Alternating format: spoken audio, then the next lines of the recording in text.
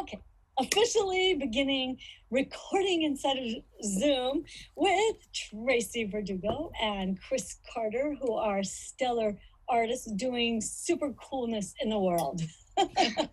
And I just, Tracy, I have to tell you that one of my friends messaged me and said, "Oh my gosh, Devorah, you've made the big time. You interviewed Tracy Verdugo." Oh, wow. She's a fan. Oh, that's funny. Oh, that's great. And then today, Chris, I got an email from you with this gorgeous video that you were talking, and then all your art was streaming by me in the video. I'm like, oh my God, these women. So it's just an honor for me to have both of you here, and already people have been telling me how much they have loved you both. So It is just a pleasure. So, all right. So Tracy, just introduce a little bit of who you are, what you do, and like how is it connected to story, and then I'm gonna have Chris do the same thing. Sure. Okay, so I am a mixed media artist, and I'm a teacher and facilitator and author. But apart from all that, I'm also a mum of two beautiful girls, a wife, and we live in a little village on the east coast of Australia with the ocean just across the road. So it's really funny when I hear people go, "Oh, you've made the big time." It's like, because I'm just little me sitting in my village of 1,000 people, right? Occasionally getting out into the world when we're allowed to. And look, I think my workshops that I've been teaching over the last 11 years, as everything does, they've morphed and evolved. When I first started teaching, I thought I was teaching a painting workshop. And as the years went on, I realized that more and more I was helping people to kind of loosen up and step into a freer version of themselves. And so much story that comes along with that, like especially when we're on retreat, and the stories that come up around people's, what Brene Brown calls art scars, kind of the wounds that they carry with them from something that was said to them when they were little. And, sometimes for 50 years, people will say, I put my art away because somebody said one thing about it when I was 10 or when I was 15. And, thank you so much for helping me to step back into it. So I think, that's the best thing that I get to hear, for sure. I love that. All right, chime in, Chris. Okay. Well, I also teach. I'm a full-time artist, and I'm a mom of 3 kids. I have 2 identical twin daughters who are 36 now, and a son who is 34. And that's just, they are the highlight of my life. I am very passionate about art. I too thought I was teaching painting and drawing, and that's really not what I teach. What I teach is how to open your eyes and see, and be aware of the world around you. And that's where story comes in for me. It's really the story of our lives and how we see the world and relate to the world. And it really helps you to decide where you want to be, the people you want to spend time with, where you want to venture. I also travel a lot, and except now, of course I don't, but for the past 5 years, I've been away from home more than I've been home. And I love to travel, to explore new countries. I teach in Wales, and I was teaching California a lot. And it's just, for me, life is such an adventure. I don't paint and draw to create art. I do it to understand the world better and to see the world more carefully.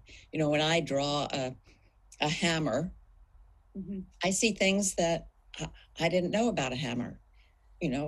So that's what I do. As I bring people back to their own observation.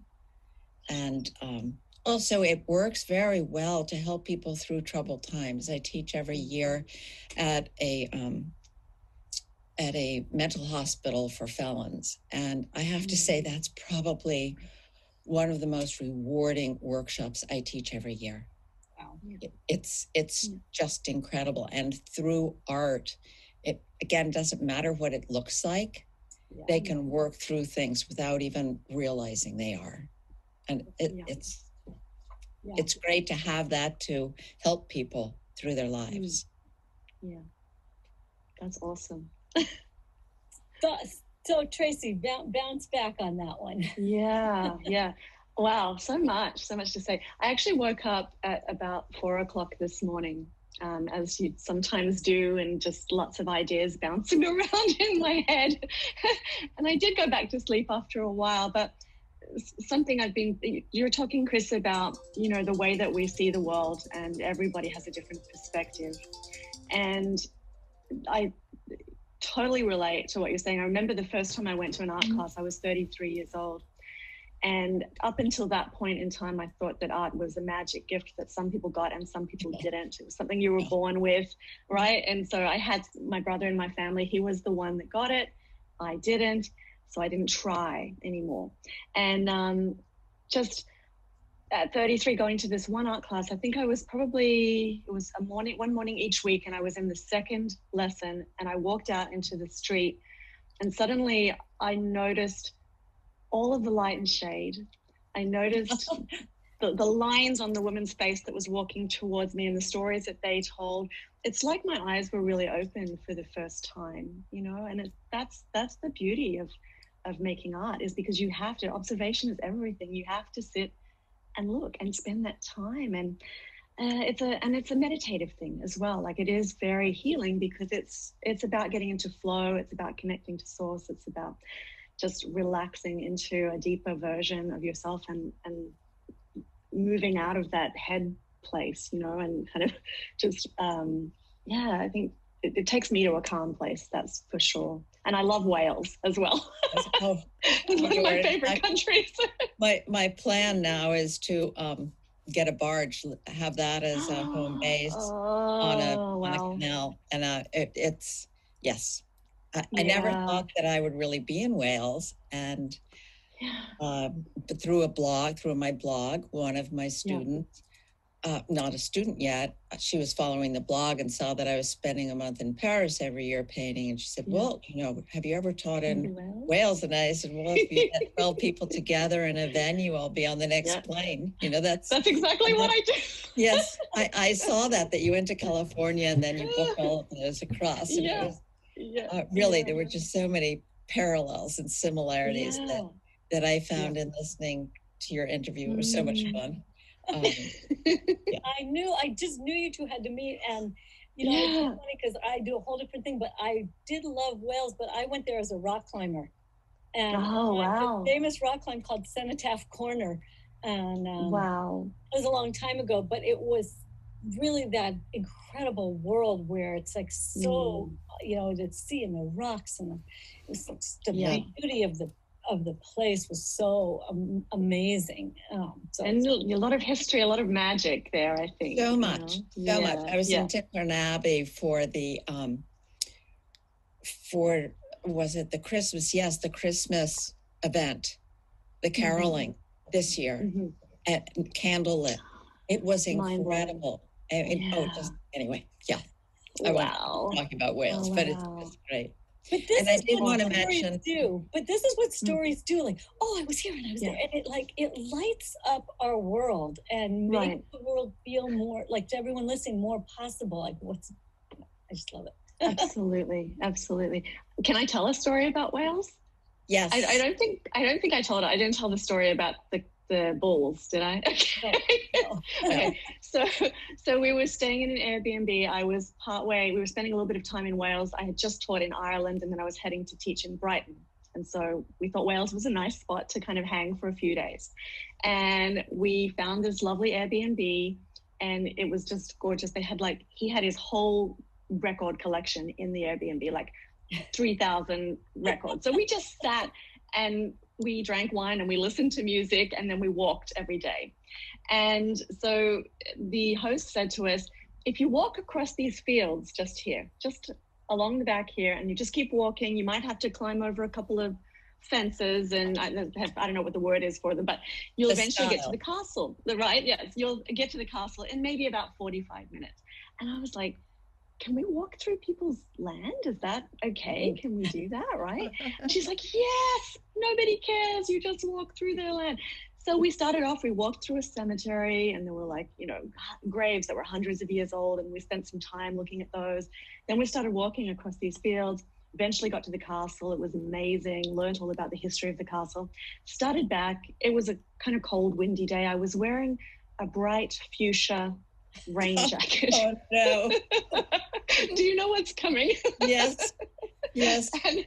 And we were in this one field, and we had gotten a bit lost on the way back. I think we were not in the right field. And up on the hill were all these young bulls. And I said to Marco, I had heard about bulls chasing people and like people actually getting hurt. And I said, they're not going to come after us. He said, no, you'll be fine. And the next minute, they all kind of stood up and they all looked around, and then they started to run towards me. So we bolted. We ran the other way, and like backpacks and just running for our lives, and hysterically laughing, of course, but quite scared as well because they were coming towards us. And then we got to the corner of this paddock, and there was a large fence, and there was a bog. So I lost one of my shoes in the bog. I was just going to leave it and just bolt over. So Marco's got a stick, and he's trying to get my shoe out. Finally, we got over the fence and walked all the way up through another paddock to find a way back through, and found what was it called again? The stile? Is that what it's stile? Called? Yeah, mm-hmm. Stile. And there they were. They'd come back up, and they were waiting. And we had to go.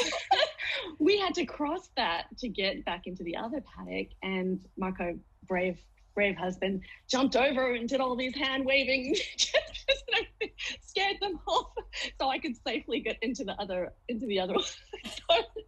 So never wear a bright fuchsia raincoat in a cow paddock in Wales. No.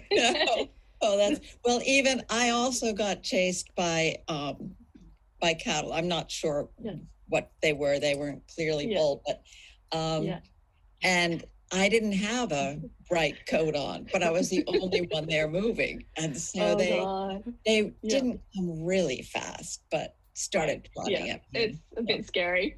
Yes. Yeah, it is. No, who knew the adventurous life and the dangers of being an artist? I know. I have a book in me about this. Have paints will travel. It's coming soon. And I think so much of my vision is, how do you live your soul story? And like, you're both such beautiful examples of turning your gifts into your story, like into your life, and then the stories that are created from it and how it lifts you up. So maybe Tracy and then Chris, like, add some tips that you think are good to help other people to follow their soul calling. Yeah, I always come back to what I have learned in teaching is that art and the creative process is a metaphor for life. And so if you're struggling with something in your creative process, you can usually just take that right back and have a look at where you're struggling with that same thing in your life. And trusting the process is a huge one, like not just knowing that something good can come out of it if you just keep working at something. The idea of layers as well. I think when we're young, we're taught that a painting is just one layer because teachers have like 40 minutes. Quick, do this, class is over, and you did your painting. And no one ever teaches us at school that, a painting is about adding and subtracting, layering, and things are, ugly stages and beautiful bits. And sometimes it doesn't work out, and that's okay. And so all of this is trusting the process.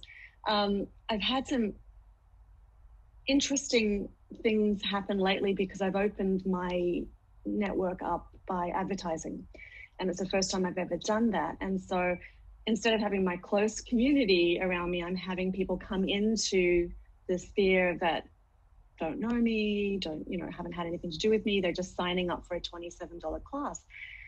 And it's really interesting to me that there's this thing that happens where, you sign up for a class and sometimes the login goes to your junk mail. And I'm noticing all the different ways that people respond to not having received their login information. And it's and it's everything from just the brightest, happiest, I'm so excited to get stuck into this class. I can't wait. I love the way that you did this on the ad.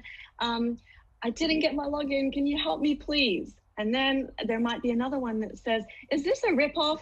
Is this a scam? I've been scammed before and I want my money back if I don't get my login within 2 hours, you know? And I'm like, and then there's everything in between. And I'm like, and then we reply in the same way, you know. It's easy to kind of get triggered a little bit sometimes and go, well, you know, you're questioning my integrity, but I don't do that. We just kind of say, hey, thanks for jumping in.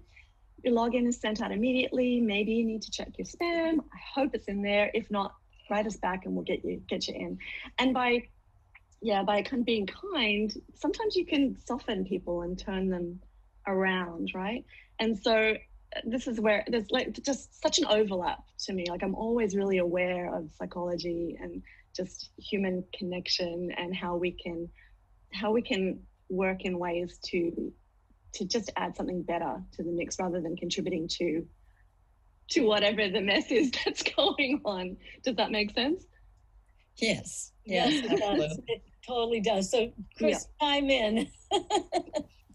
I think that what I might suggest as a very useful tip may sound a little bit strange, but I do find that fear is something that gets in the way a lot when people are trying to create art, because they even if they have the skill, they don't think they have the skill.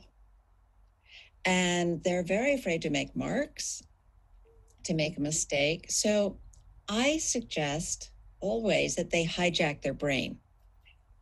And in very simple ways, by pulling a different coffee mug out of the cupboard in the morning to pour your coffee. I mean, that can be a painful experience, you know, because we're so hooked on using our favorite thing.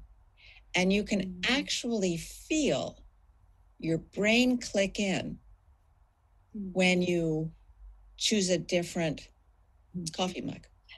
Or if you, on the way home, if you take a turn, may not be the shortest way home, but you can feel your brain click in. And it has to start working again instead of being on remote control. And this is so important in art, because art is a meditative, for me too. It's a meditation. And that meditation is so much more joyful and experiential when I've been able to slip my brain into the working mode, and I can still meditate. I don't know if that makes sense, but it's not an automatic pilot. So I'm tuned in exactly to what the mark is doing. How has it changed what I'm working on? And it's very different. Okay, is there time for me to tell a little story too? Yes. Okay. Huge, no stories left. I'm kidding. Huge lesson that I learned years ago. I think I was maybe 19 years old. And I was studying oil painting with a man who became my mentor until he died. And I was painting away. There was a still life, which I'm not a big fan of still lives, but it was a still life. That's what they did for class. It was a lantern, like a train lantern. And there was a red cloth behind it. So I'd worked really hard on my lantern, but of course I left the background. I didn't really know how to go about painting. And I didn't know what to do with this background because I was so pleased with the way I did the lantern. And I thought, okay, well, I'll make it red. And then I made this decision in my head I mixed the color and started making it red, painting it in. And Adolf Conrad, who was my instructor, very quiet man. I mean, he was an older man and just really very magical to me. and always quiet. Well, I heard him scream for me to stop. He yelled out my name and said, "Put your brush down." And he came stomping over, and everyone stopped because, like, he just didn't do this. And he stood there and he said, "Do you know that painting was like finished 3 different times, and you went ahead and ruined it?" Because and he would never call it like ruined and stuff, but he made the point. He said, "You made up your mind that you were going to paint that background red, and you stopped looking at your painting and responding to your painting. You just painted it all in like a house," which is exactly what I did. And I thought to myself, wow, I missed seeing my painting. I made up my mind and I did what my brain told me to do, painted it. Mm-hmm. And so ever since then, I mean, luckily I learned that back when I was 19 years old. And I find myself doing the same, but I have to be careful I don't yell across the workshop. That was so startling. But it's like, stop, wait, just take a look. And I don't tell them why, but I said, I saw from across the room that some great things were happening there. Stop and take a look. Mm-hmm. Let your body tell you if you should keep going in that direction or not. And it has to do, for me, it has to do with flipping the 2 sides of your brain. I'm not talking right and left brain. Yeah. I'm talking like, that your automatic pilot and the one that really figures things out. So grab a different coffee mug. That's a real simple thing to do. Or use a different pen. Or put on a piece of clothing that you normally don't wear. Yeah. And it will change your day. Yeah. And it will and you'll have anxiety, but you'll get used to getting over anxiety. And then when you come to classes, when you go to Tracy's class or my class or any class, you won't be so frightened. Yeah. Does that make sense, Tracy? Great tip. Yes. Can I give one more tip? Yes. Yeah, okay.